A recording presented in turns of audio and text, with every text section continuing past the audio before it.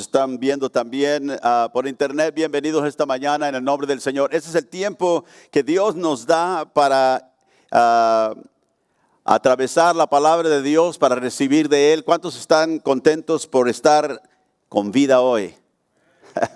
Aleluya, gloria a Dios. Así que estamos agradecidos con el Señor por la vida que nos da, la salud. Vamos a orar y entrar a la palabra esta mañana en el nombre de Jesús. Padre, te pedimos que abras nuestro entendimiento, que captives nuestro corazón por medio de tu palabra, porque tú eres el que transformas, tú eres el que cambia, Señor, todo lo de nuestra vida. Y te pedimos que en este momento, Señor, estemos atentos a lo que tu Espíritu quiere revelarnos, a lo que tu Espíritu quiere decirnos. Y todo, Señor, lo que hagamos, que lo hagamos aquí en este lugar para tu gloria, para exaltar el nombre de tu Hijo, Cristo Jesús, en todo tiempo. Te lo pedimos en su nombre.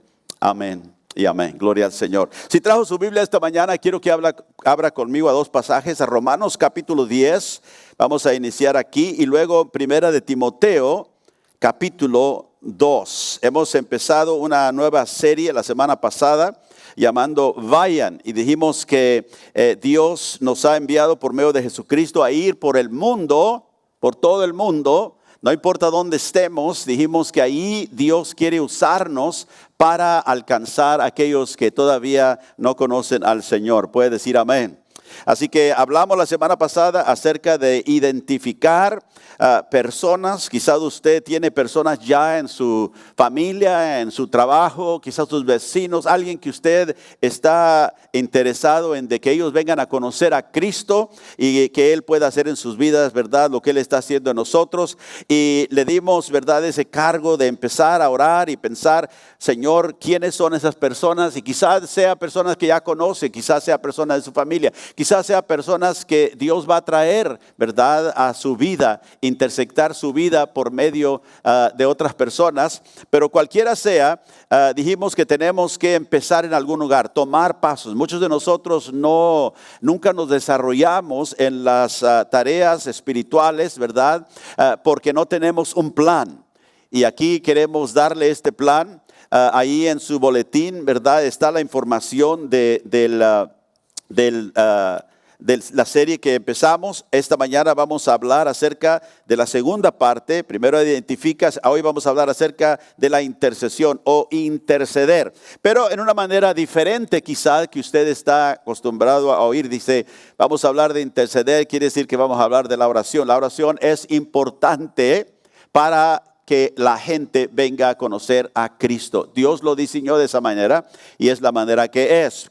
En Romanos 10, quiero leer el versículo 1. Pablo dice a la iglesia en Roma, le dice, hermanos, está escribiendo a los creyentes, ciertamente el anhelo de mi, ¿qué?, de mi corazón y mi oración a Dios por Israel, estaba pensando, ¿verdad?, de sus compatriotas, por Israel, es para salvación.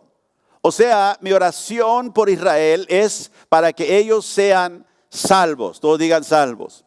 Por la salvación, obviamente, que Cristo vino a traer. Así que vemos aquí que Pablo anhelaba que su pueblo, ¿verdad?, sus compatriotas fueran salvos, y él oraba. Dice, mi oración a Dios por ellos o por Israel es para que sean salvos. Y luego en Primera de Timoteo, Pablo una vez más ahí a su hijo en la fe, en el capítulo 2, que su hijo en la fe era Timoteo, uno de ellos, le dice en el versículo 1, exhorto ante todo a que se hagan rogativos, oraciones, peticiones y acción de gracias por todos los hombres. Y la palabra hombre no es hombre como masculino, sino hombre. Toda la humanidad se refiere, la palabra que se refiere a la humanidad. Entonces Pablo está diciendo que nosotros tenemos o debemos rogar a Dios, orar, ¿verdad?, por toda gente, peticiones, hacer nuestras peticiones. Y luego dice en el versículo 3,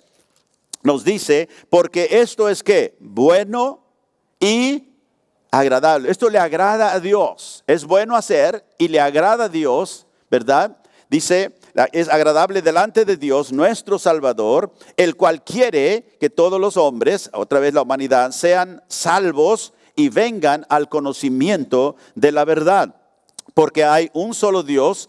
Note que dice que Dios quiere ¿qué? que oremos para que la gente venga al conocimiento de la verdad. ¿Y cuál es esa verdad?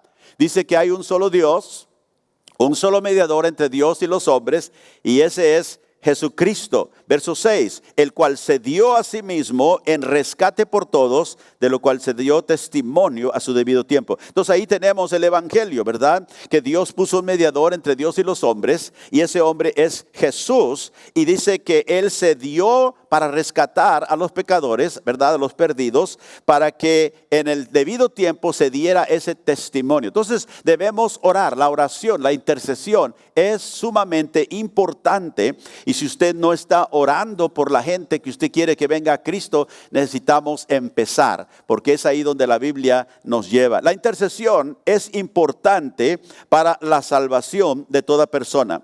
La intercesión, ¿qué es? Es orar en nombre de otros o por otros. Orar, ¿verdad?, a favor de ellos, para que ellos puedan recibir, ¿verdad?, la bendición de Dios. Y en este caso, o en este instante, ¿qué? La salvación que Él tiene para ellos.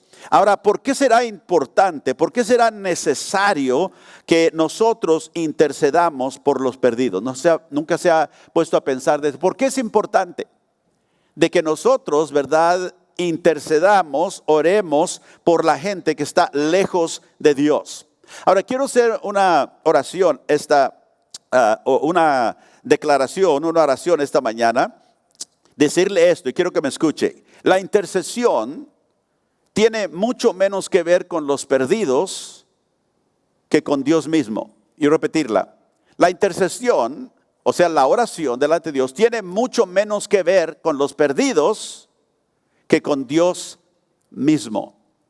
Y antes de terminar esta mañana, quiero explicar qué quiere decir eso. ¿Por qué es mucho menos la intercesión concerniente a los perdidos y más hacia Dios? Y vamos a ver por qué esto es importante. Antes de hablar de la necesidad de la intercesión, de la oración por los perdidos, quiero en esta mañana hablarte de ti y de mí, para que podamos entender por qué es importante que nosotros oremos por la gente que está perdida. Y quiero empezar haciéndonos esta pregunta. ¿Por qué, si tú eres discípulo de Cristo esta mañana, si tú eres seguidor de Cristo, si tú has entregado tu vida a Cristo, por qué crees tú que has venido a la salvación? ¿Por qué tú y no tu vecino si no conoce a Cristo? ¿Por qué tú y no todos aquellos que, verdad, quizás han muerto sin Cristo? ¿Por qué tú y aquellos que todavía no vienen a Cristo? ¿Por qué tú tienes fe que Cristo Jesús es el Señor, mientras que muchos otros no creen? Ponte a pensar de eso. ¿Por qué tú? ¿Por qué yo? Y muchos todavía están en la incredulidad. A veces nosotros pensamos, bueno, es porque, ¿verdad?, yo presté atención, porque yo me crié en este lugar o aquel lugar, o porque yo soy un poquito más inteligente que la mayoría de la gente, o sea, ellos un poquito, ¿verdad?, tardados. Y yo, pues, levanté mis antenitas y por eso, ¿verdad?, yo soy salvo y ellos no son salvos. Quiero que pensemos de eso, porque es muy importante a la pregunta que hicimos, o la declaración que hicimos hace unos momentos. La intercesión tiene mucho menos que ver con los perdidos que con Dios mismo. En 1 Corintios capítulo 4, y quiero leer unas escrituras aquí para ver que hay algo que nosotros debemos de entender concerniente a por qué nosotros creemos y hemos creído, mientras otros todavía no han creído. Y creo que es algo bueno que entendamos. Y quiero algo aquí para considerar. 1 Corintios 4, 7, dice la palabra de Dios, porque ¿quién te hace a ti mejor que los demás? Esa es la pregunta que tú tienes que hacerte, analizar. ¿Qué te hace a ti mejor que los demás?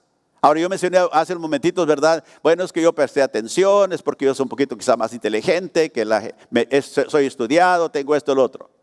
Entonces Pablo dice, ¿quién te hace a ti mejor que los demás? ¿Qué tienes que no hayas qué?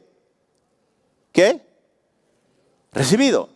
¿Qué tienes tú? Si tienes algo que otros no tienen, ¿por qué lo tienes? ¿Qué tienes tú que no lo hayas recibido? Y dice, ¿y qué viene ¿O a qué viene presumir como si fuera tuyo? O sea, si fuera originar de ti, algo que tú tienes por cualquier razón. Pero es interesante esa pregunta. ¿Quién te hace a ti mejor que los demás? Pablo dice, tú no eres mejor de los demás. ¿Por qué creíste tú y tu vecino no ha creído? O se perdió fulano de tal, se murió en la incredulidad. ¿Por qué tú y no ellos? ¿Qué tienes tú que no hayas recibido? Y luego en Mateo capítulo 16, Jesús dice algo muy interesante aquí también que nos es importante ver. Mateo 16, verso 13, empezando aquí. Dijo el Señor, dice la Biblia, viniendo Jesús a la región de Cesarea de Filipo, preguntó a sus discípulos diciendo, ¿quién dicen los hombres que es el Hijo del Hombre? Y ellos le dijeron, uno dice que tú eres Juan el Bautista, otros Elías, otros Jeremías o alguno de los profetas. Entonces el Señor les dijo, ¿y vosotros quién decís que soy yo? ¿Y ustedes quién dicen que soy yo? Inmediatamente dice la Biblia que le respondió Simón Pedro y dijo, ¿tú eres qué? El Mesías, el Cristo, el ungido de Dios, lo que la palabra Cristo quiere decir. Tú eres el Cristo, tú eres el Mesías, tú eres el ungido, el Hijo del Dios viviente. Entonces Jesús le responde y le dice que, bienaventurado eres, Simón, hijo de Jonás, porque no te lo reveló carne ni sangre, sino mi Padre que está en los cielos. Ahora, pregunta a nosotros, ¿cómo es que Simón pudo saber quién era Jesús? Y otros no supieron. Había mucha gente que caminó con Jesús, que nunca supieron, que nunca lo aceptaron como Señor y Salvador y lo reconocieron como Mesías. Lo reconocieron como alguien que hacía milagros y les daba de comer, ¿verdad? Pero se murieron en su pecado. Simón, hijo de Jonás, dice, tú eres, le dijo él, el Cristo, el Hijo de Dios. Jesús le dice, eres bienaventurado. La palabra bienaventurado quiere decir bendecido eres. Tú eres bendecido, eres un hombre bendecido. ¿Por qué, Simón? ¿Porque eres inteligente y has figurado quién soy yo? No, dijo, porque algo se te ha dado. ¿Quién eres tú? ¿Qué te distingue a ti de otros? Pablo dijo, que no hayas recibido. Y vemos aquí que Simón recibió algo de parte del Padre y Cristo se lo mostró y le dijo, tú sabes eso, tú sabes quién soy, tú tienes seguridad, porque no porque eres tan inteligente, porque te lo reveló mi Padre que está en los cielos. Así que aquí inmediatamente vemos que Dios está envuelto en las cosas que nosotros recibimos y que otros todavía no han recibido, porque mucha gente nunca, como diga, entendió que Jesús era el Mesías, el enviado de Dios. En 1 Corintios capítulo 12, verso 3. 1 Corintios 12, verso 3. Pablo dice esto, por tanto os hago saber que nadie que hable por el Espíritu de Dios llama anatema a Jesús. Y nadie puede llamar a Jesús Señor, sino por ¿quién? Por el Espíritu Santo. Ahora, no dijo que nadie puede simplemente decir Jesús Señor. Yo le dijeron, si diga Jesús el Señor, usted lo puede decir, Jesús es el Señor. Pero usted no lo puede llamar su Señor. No puede usted entender lo que eso implica, llamar a Jesús Señor, si el Espíritu Santo no se lo concede. Fíjese, qué interesante. Y es una verdad que Pablo está declarando. Y nadie puede llamar a Jesús Señor, sino por el Espíritu Santo. Tiene que ser, ¿verdad?, ayudado, si podemos decir así, por la persona divina de Dios, que es el Espíritu Santo, para llamar a Jesús Señor. Y dice alguien que maldice a Jesús, la palabra anatema es maldición de Dios, ¿verdad? Alguien que es maldito por Dios. Nadie puede llamar a Jesús maldito de Dios y decir que está hablando por el Espíritu Santo, porque el Espíritu Santo no va a decir eso. Ahora, en Juan capítulo 6, vamos a ir varios versículos aquí y luego vamos a hablar un poquito más de eso. Juan 6, verso 63, empezando aquí. Y ahora anote, tome su pluma, si escribe en su Biblia, anote. El Espíritu, dijo Jesús, es el que da vida. Verso 63. La carne para nada aprovecha. Las palabras que yo os he hablado, Cristo dijo, son ¿qué? Espíritu y son vida. Pero hay algunos de vosotros que no creen. Note, Jesús dijo, lo que yo digo es del Espíritu de Dios, es vida. Dice, mis palabras son espíritu y vida, pero hay algunos de ustedes que no creen. Porque Jesús sabía desde el principio quiénes eran los que no creían y quién le había de entregar. Verso 65. Y dijo, por eso os he dicho que ninguno puede venir a mí si no le fuere dado del Padre. Aquí vemos otra declaración muy importante. Nadie puede venir a Cristo sin que alguien esté envuelto. ¿Quién? El Padre y el Espíritu Santo. Vamos a ver ahorita. Nadie puede venir a mí. Así que nadie puede decidir por sí mismo, bueno, yo voy a venir a Cristo, yo voy a entregar a Cristo. Note que el hombre necesita la ayuda divina. Note que la revelación divina de Dios viene de parte de Dios para aquellos que no tienen ninguna manera de saber esas cosas. ¿Sabe usted por qué la gente no cree que Jesús es el Señor? Porque no tiene la habilidad. Solo el Espíritu Santo puede dar esa habilidad. Entonces el hombre se encuentra completamente en pecado, se encuentra un prisionero de la maldad, de la caída del pecado. Y Jesús sigue diciendo, desde entonces muchos de sus discípulos volvieron atrás y ya no andaban con él. Dijo entonces Jesús a los 12, ¿acaso quieren irse ustedes también? Jesús le respondió Simón Pedro, Señor, ¿a quién iremos? Note lo que dice Simón Pedro. Tú tienes palabras de vida eterna y nosotros hemos creído y conocemos que tú eres el Cristo, el Hijo del Dios viviente. Hemos creído, hemos conocido, hemos aceptado que tú tienes las palabras de vida. ¿Por qué es que Pedro podía creer eso? ¿Por qué Pedro podía saber eso? ¿Por qué? Jesús le dijo, mi Padre te lo ha revelado. Otra vez. La única manera en cual él pudo saber eso era por la divina ayuda del Espíritu de Dios y por el Padre mismo. Y luego sigue diciendo el verso 70. Jesús le respondió, ¿no os he escogido yo a vosotros? Note, ¿no los escogí yo? Ahora quiero que vea conmigo. En el versículo 63 primero menciona el Espíritu. ¿El Espíritu da qué? Da vida. Y luego en el versículo 65 habla del Padre. Nadie puede venir a Cristo si el Padre no le fuere dado, o sea, no es dado por el Padre para que Él venga. Segundo, el Padre está envuelto, el Espíritu está envuelto. Y Jesús dijo, yo los escogí.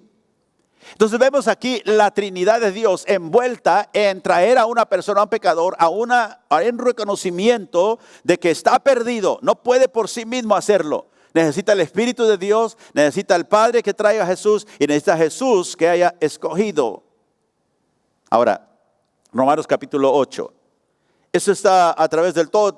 Le he estado dando solamente unas porciones de escritura, pero está por todo el Nuevo Testamento. Muchas veces lo pasamos por alto porque tenemos nuestras propias ideas y no leemos la Biblia con verdad, exactitud y con oración y con disciplina. Romanos 8, verso 5. Aquí Pablo nos está diciendo que los hombres de la humanidad sin Dios, muertos y ciegos en pecado, siempre fijan sus mentes en las cosas de la carne. Dice el verso 5, porque los que son de la carne piensan en las cosas de la carne. Y aquí cuando está hablando los que son de la carne, está hablando no de los creyentes, está hablando de los pecadores, la gente que no conoce a Cristo, la gente que está sin el Espíritu. Los que son de la carne piensan en las cosas de la carne solamente. Pero los que son del Espíritu, ellos dice en las cosas del Espíritu. Porque el ocuparse de la carne es muerte, pero el ocuparse del Espíritu es vida y paz. Acuérdense que Jesús dijo, el Espíritu es el que da vida. Bueno, aquí Pablo lo repite, el ocuparse del Espíritu es vida y es paz. Por cuanto los designios de la carne son enemistad contra Dios. O sea, todo lo que el hombre hace, que está apartado de Dios, de Cristo, todos los designios de su vida, dice, son enemistad o son enemigos de Dios. Note lo que dice ahora. Porque, dice, no se sujeta a la ley de Dios. O sea, el hombre pecador no hace lo que Dios manda, no se sujeta a la ley de Dios, pero eso es una verdad. Pero aquí hay algo más todavía profundo de la depravidad, ¿verdad?, del hombre, la corrupción del hombre. Dice, el hombre, ¿verdad?, que es carnal, que no tiene el Espíritu, que está perdido. Dice, no se sujeta a la ley de Dios. Y note esta frase, ni tampoco No puede. Es una inhabilidad de la gente, del hombre perdido, del hombre caído. No puede sujetarse. Usted le puede decir los mandamientos, pero él no los puede hacer. No se sujeta.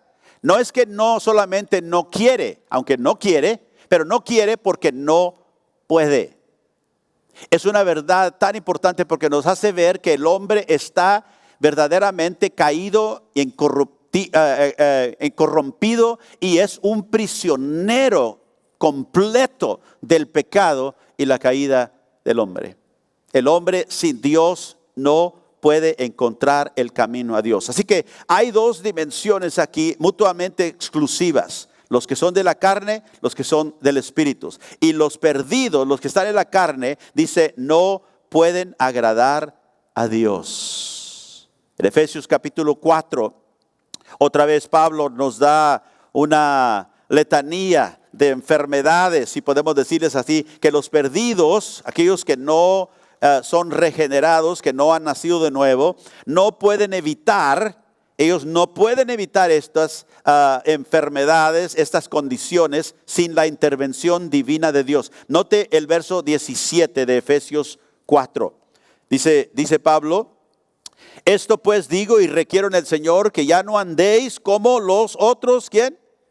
Gentiles. Los gentiles eran aquellos que no eran judíos, pero que eran los paganos. Dice que andan en la vanidad de su mente, note, teniendo que el entendimiento entenebrecido, obscuro, ajenos de la vida de Dios por la ignorancia que en ellos hay, por la dureza de su corazón, los cuales después que perdieron toda sensibilidad, se entregaron a la lascivia para cometer con avidez toda clase de impureza. Y ve usted todas estas palabras que Pablo menciona aquí: vanidad de mente, entenebrecidos en su entendimiento, no pueden entender, están obscuros su entendimiento, no tienen la vida de Dios, están ignorantes de las cosas de Dios, tienen duro el corazón, ¿verdad? Han perdido toda sensibilidad a las cosas, ¿verdad? Que ellos deben saber, pero no las pueden saber. Se han entregado por cuanto entonces a la lascivia, a la avaricia y a la impureza. Note, esa es la condición del hombre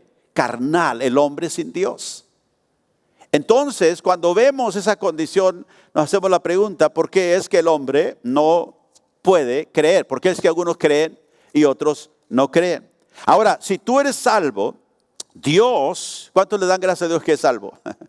Yo soy agradecido a Dios y le voy a decir por qué. Y vamos a ver esto y nos va a dar un agradecimiento, pienso, a Dios cuando lo entendemos. Si usted es salvo, la soberanía de Dios, en su soberanía, Él te ha dado la fuerza de voluntad, note, y la fe para creer el evangelio. Hice la pregunta al principio, ¿por qué es que yo creo? ¿Por qué es que tú crees y otros no creen? O nunca creyeron, o no han creído, o quizá no van a creer. ¿Por qué? ¿Quién eres tú? ¿Qué te distingue a ti? Pablo dijo, ¿qué eres tú diferente de otros? No eres diferente de otros, tú eres un pecador como cualquier otro. ¿Por qué es que ahora tú crees? Porque es que ahora tú, ¿verdad?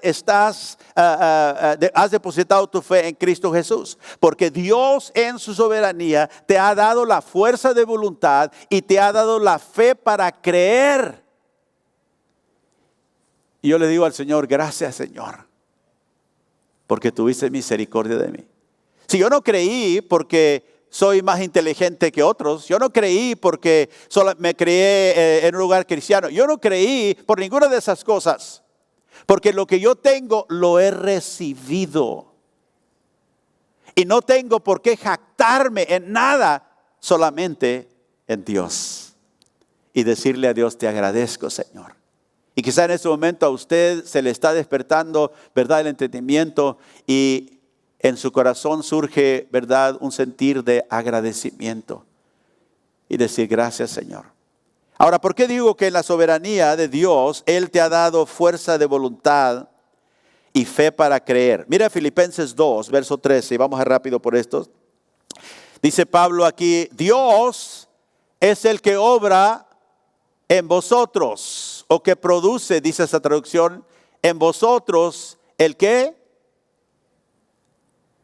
Dígalo a voz alta. El querer. Dice, entonces Dios produce en mí el querer. Fíjese que estando en el pecado usted ni quería a Dios. Quizá quería lo que Dios podía hacer por usted, pero a Él no lo quería.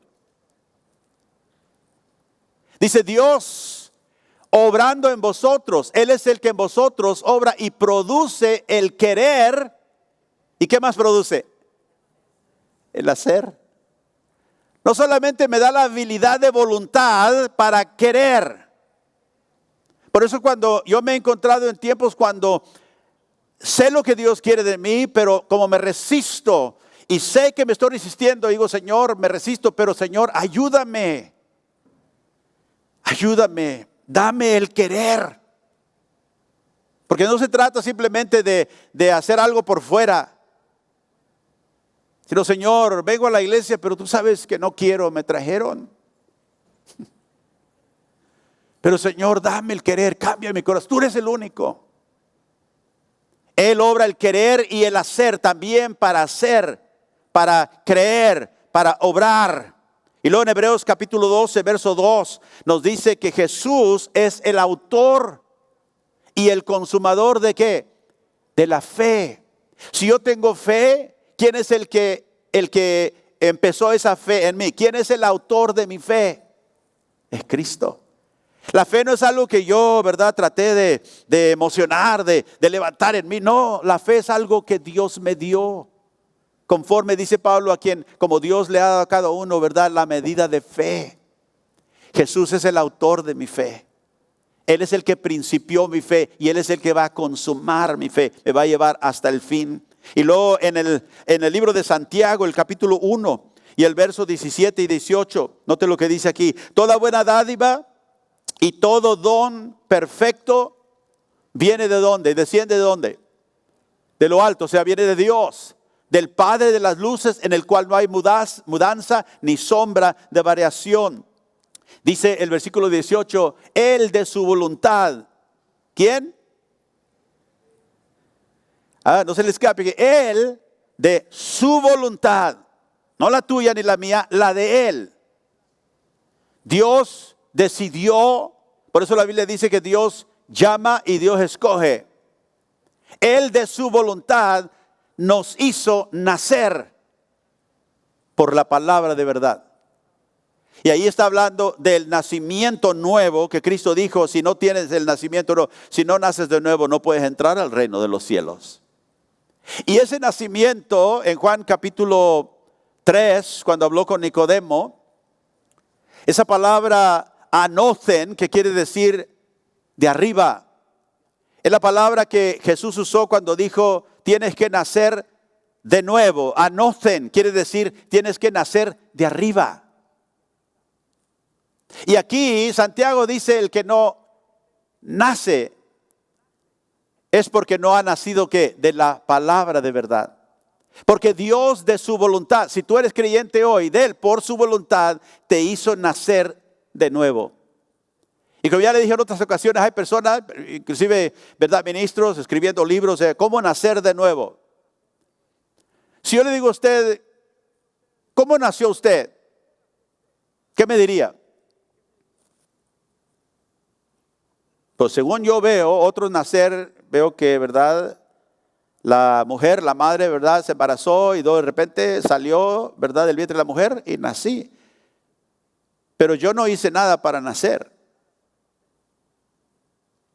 ¿O sí? Entonces, si yo no hice nada para nacer, ¿cómo le voy a decir a usted cómo nazca de nuevo? Por eso cuando Jesús le dijo a Nicodemo, tienes que, ¿cómo le dijo? Necesario que nazcas otra vez, que nazcas de nuevo. Y este maestro del Antiguo Testamento, ¿verdad? Era un maestro en Israel, dijo, ¿cómo es que un hombre puede nacer otra vez? No entiendo eso. ¿Acaso puede entrar al vientre de su madre y nacer de nuevo? Jesús le dijo, lo que es de carne, carne es. Lo que es del espíritu, espíritu es.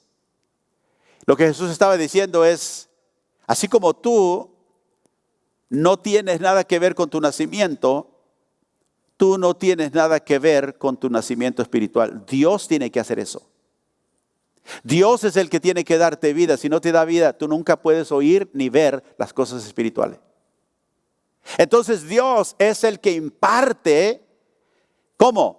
Conforme a su voluntad, Él nos hizo nacer. Y yo digo, Señor, wow, en tu voluntad tú viste mi persona. De las billones de gente que ha existido en el tiempo, tú te fijaste en mí.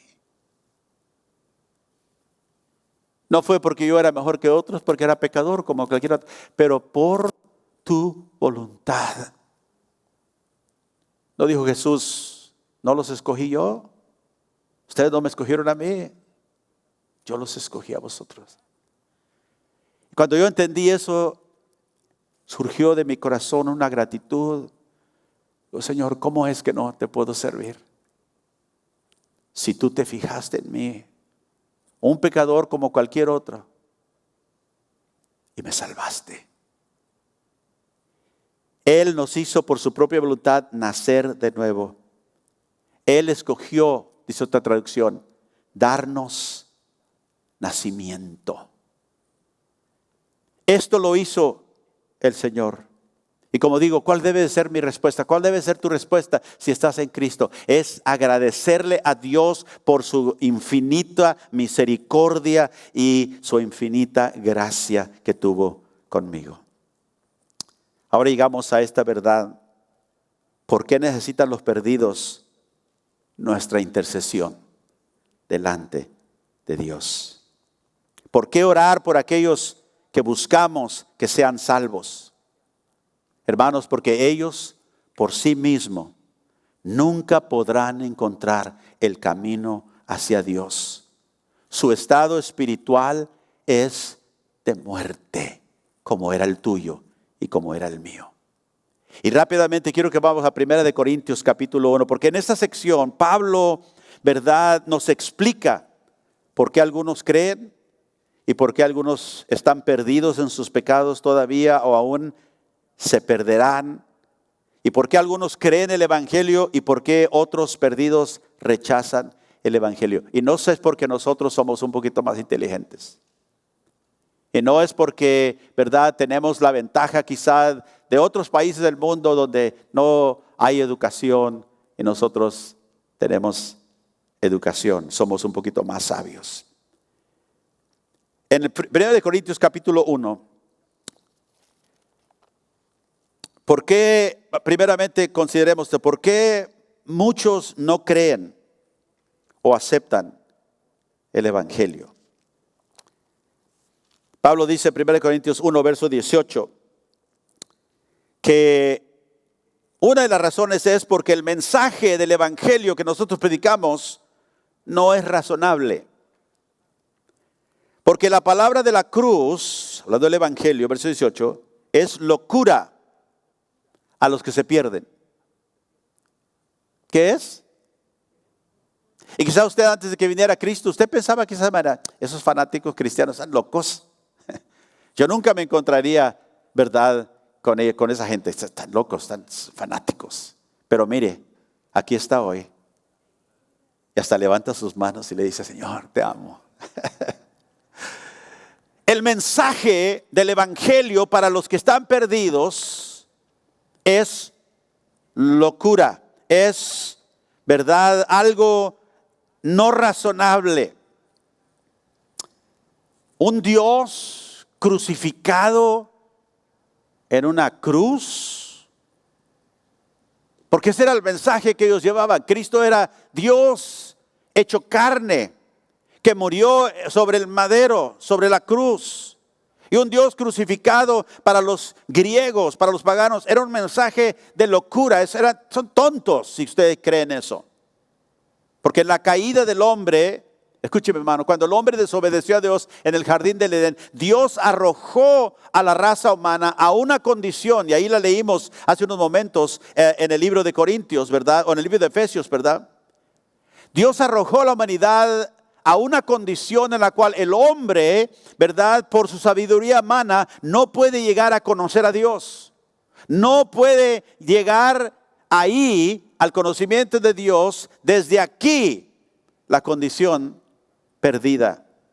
Note lo que dice el Señor en verso 19. yo destruiré, dijo Dios, la sabiduría de los sabios y desecharé el entendimiento de los entendidos. No importa qué tan sabio sea, no importa qué tan inteligente sea, Dios dijo, la sabiduría humana de los sabios, el entendimiento de los entendidos, yo lo desecharé y yo lo destruiré. Y note lo que dice en el verso 22.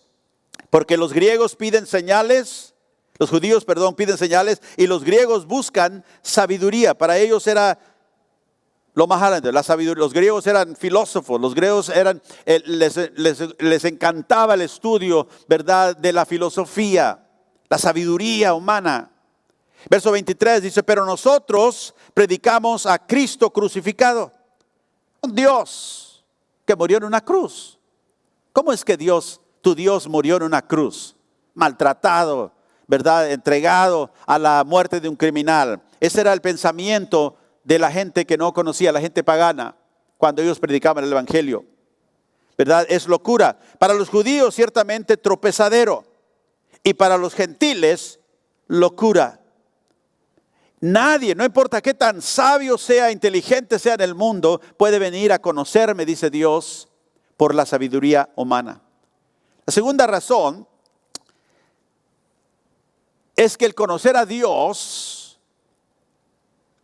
es inalcanzable, si podemos decir así, por la sabiduría humana. Note el verso 26. Perdón, el verso 21, quiero leer el verso 21 una vez más. Dice, pues ya que en la sabiduría de Dios, o sea, esta es la manera que Dios lo ordenó, lo designó, en la sabiduría de Dios, Dios ordenó que el mundo no conociera a Dios mediante la sabiduría. Y agradó a Dios salvar a los creyentes por la locura de la predicación. Muchos no creen o aceptan el evangelio porque también el pueblo de Dios, el pueblo que Dios ha escogido, muchas veces no somos gente muy impresionante. Mire lo que dice el verso 26. Mirad pues, hermanos, vuestra vocación, que no sois muchos sabios según la carne, no muchos poderosos, no muchos nobles, sino que lo necio del mundo escogió Dios para avergonzar a los sabios. Y lo débil del mundo escogió Dios para avergonzar a los fuertes. Y lo vil del mundo y lo menospreciado escogió Dios, y lo que no es, para deshacer lo que es. Ahora, el pueblo de Dios, dice Pablo, no somos muy impresionantes. Muy pocos somos, ¿verdad?, verdaderamente estudiados. No somos los élites del mundo, sino que dice en el verso 27, somos, ¿verdad?, la gente que Dios escogió débil. Somos la gente, ¿verdad?, dice, la gente débil del mundo, la gente necia. Verso 28, los más viles muchas veces del mundo, los menospreciados, dice, lo que no es. Y ahí habla de aquello que es inferior, insignificante, aquello que no tiene ningún rango, aquello que es despreciado, lo que no es, dice, literalmente Pablo estaba diciendo, ¿verdad?, los que no son tomados ni en cuenta. Dios escogió a esos. Ahora, Pablo es un hombre, ¿verdad?, erudito, un hombre bien estudiado. Y aún él se incluye en eso. Acuérdense, hermanos, nosotros no somos muchos de los que somos, ¿verdad?, grandes en el mundo. Nótese, veamos en nosotros, somos no lo más destacado del mundo. Porque hay gente muy inteligente, muy sabia en lo que concierne al mundo, conocen muchas cosas que nosotros no conocemos. Sin embargo, dice Dios, por medio de esa sabiduría de ellos, Dios no les permitió que lo conocieran. Dios cerró esa puerta, si podemos decir así, porque si dijimos, si ser cristiano, si venir a la fe, quiere decir que uno tiene que ser el más inteligente, tiene que ser la persona más estudiada, más educada, con mejores pensamientos. Dice Pablo, quizá muchos de nosotros nunca hubiéramos entrado. Pero Él escogió lo vil Dice, Él escogió lo débil, Él escogió lo menospreciado. ¿Para qué? Para deshacer lo que es. ¿Y con qué fin? Verso 29 dice, para que nadie se jacte o se gloríe en su presencia. Dios escogió un pueblo no impresionante, pero muy amado por Él, por amor de Cristo. Puede decir amén. Mucha gente no cree en Dios, en Cristo, no aceptan el Evangelio, porque hasta los predicadores del mensaje, ¿verdad? A veces no son la gente también élite, no son, ¿verdad?, aquellos que están en moda. Mire el capítulo 2, el verso 1 dice, así que hermanos, cuando yo vine a vosotros para anunciarles el testimonio de Dios, no fui con excelencia de palabras o de sabiduría. Ve, los predicadores no somos la gente más, ¿verdad?, capaz como la gente, como el mundo piensa en la capacidad. Vinimos no con excelencia de palabras o de sabiduría, pues no me propuse saber nada entre vosotros, sino a Jesucristo y a este crucificado. Y estuve entre vosotros con debilidad y mucho temor y temblor. Note.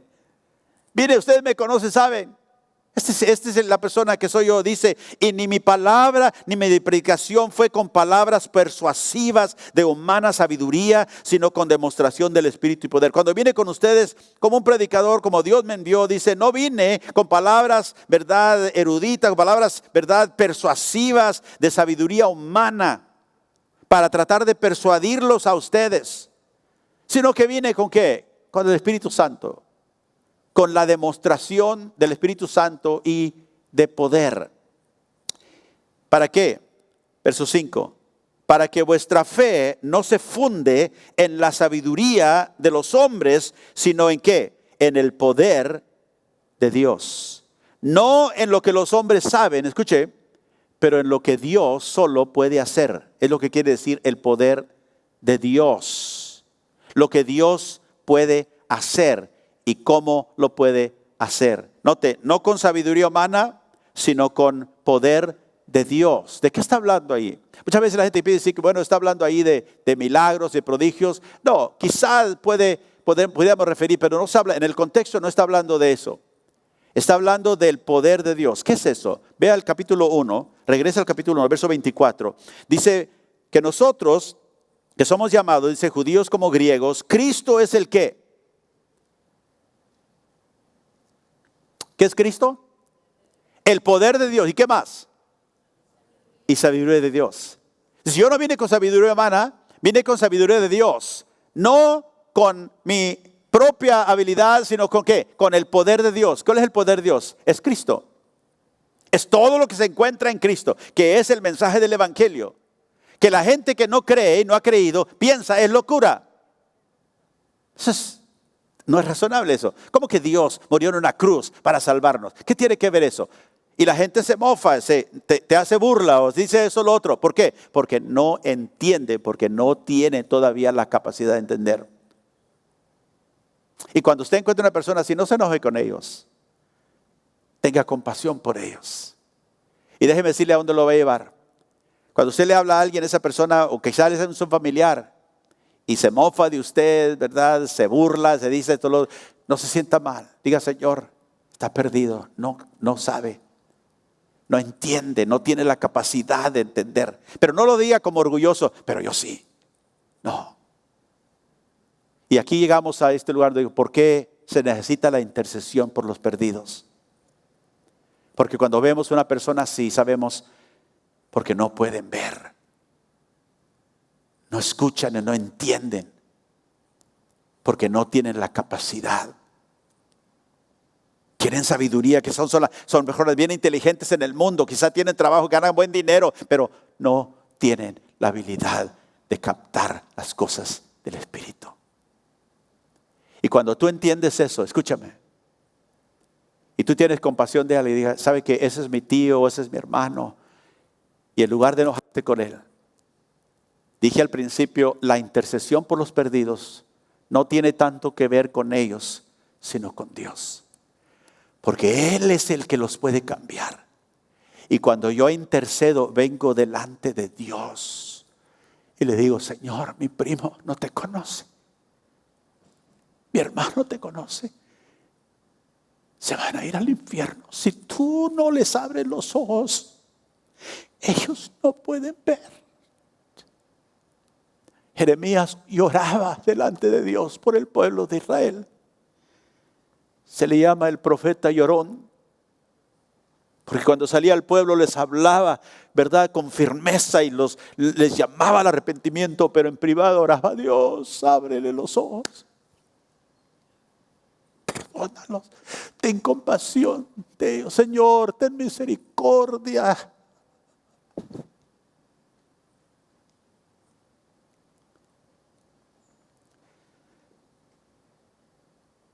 Por eso le dije esta mañana, al hablar de la oración, primero quiero hablar de ti y de mí, para que tú entiendas. Yo creo, ellos no creen, pero no por mí, por Él. Y abrió mi corazón. Tú eres el Cristo, el Hijo de Dios viviente. ¿Cómo puedo declarar eso? Porque el Padre me lo ha revelado a mí. ¿Quién soy yo? Y eso te da compasión por aquellos que no conocen a Cristo. No es simplemente yo estoy y ellos no están. No, Señor, si tú no abres su entendimiento, si tú no tienes misericordia de ellos, Señor, estoy aquí delante de ti pidiéndote por ellos. Y cuando Dios ve un corazón verdaderamente de intercesor por aquellos que no pueden encontrarme de ninguna otra manera, porque yo les he cerrado la sabiduría para encontrarme por la sabiduría. Nadie me encuentra, dijo Dios. ¿Cómo me encuentran? Por la locura del mensaje que yo les dije que predicaran. Y por eso no nos avergonzamos. Nos dicen que estamos locos, entonces ese mensaje para locos, sí. Estamos locos para Dios. Pero ¿sabes qué? Un día alguien nos predicó el evangelio y nosotros creímos, no porque éramos más inteligentes que otros, sino porque Dios tuvo compasión de nuestra vida. Dios tuvo misericordia de mí. Y Pablo dice en el capítulo 2, aquí donde estamos en Corintios, voy a terminar, ya se me fue el tiempo. Dice en el versículo 5, creo. Dice Pablo, para que vuestra fe no esté fundada ¿en qué? En la sabiduría de los hombres, sino en el poder de Dios. Por la sabiduría humana el hombre no puede conocer a Dios. Pero note el verso 6, sin embargo, y quiero que en su Biblia que usted subraye eso, y le quiero decir por qué. Porque esa frase es muy importante, esa palabra en el griego.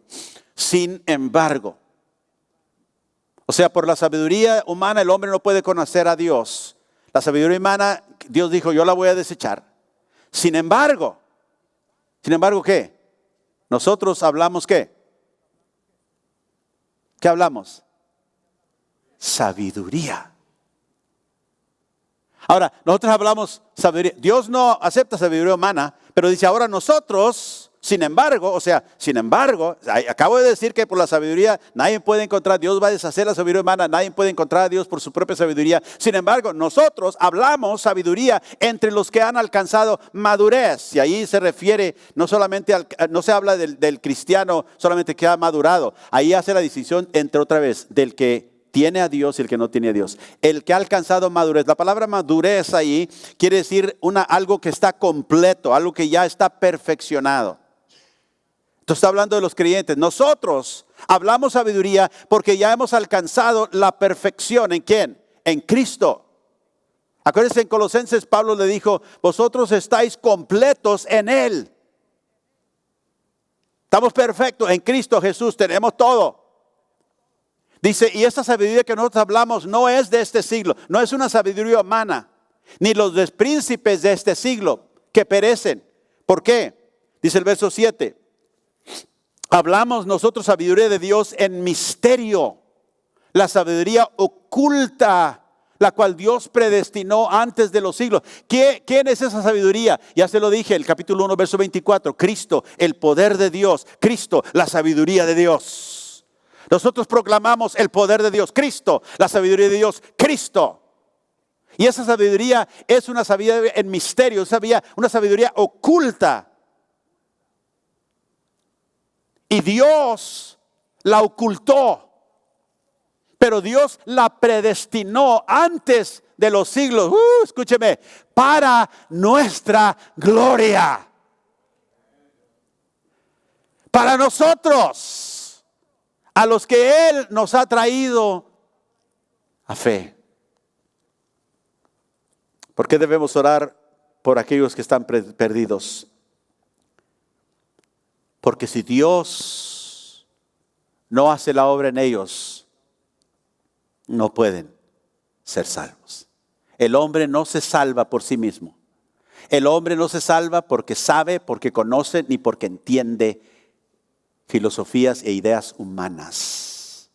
Dios cerró esa puerta y dijo: no me importa qué tan sabio eres, que eres el mejor filósofo de la época, yo destruiré esa idea y a mí no me encuentra nadie si no es por mi Hijo Cristo Jesús. La sabiduría que Dios preparó de antemano para que todo aquel que cree no se pierda, mas tenga vida eterna.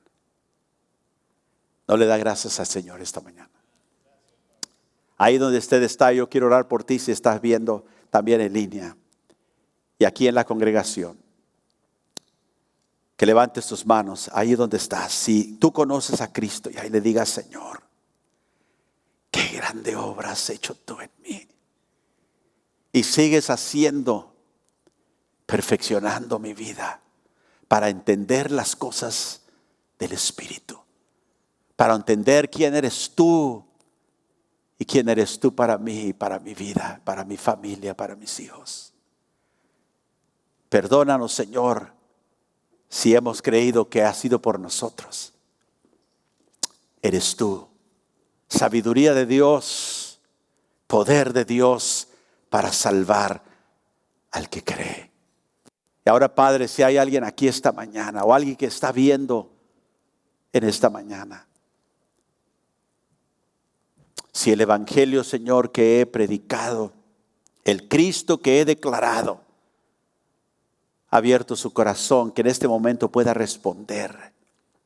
Ahí donde tú estás, le digas a Dios: ten misericordia de mí, Dios.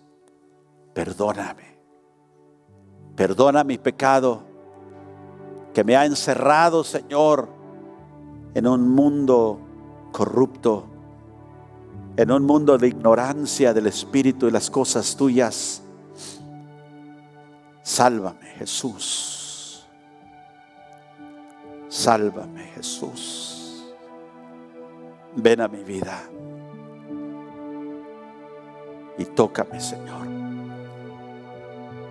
Ahí donde tú estás, puedes decirle a Cristo: me arrepiento de mi pecado.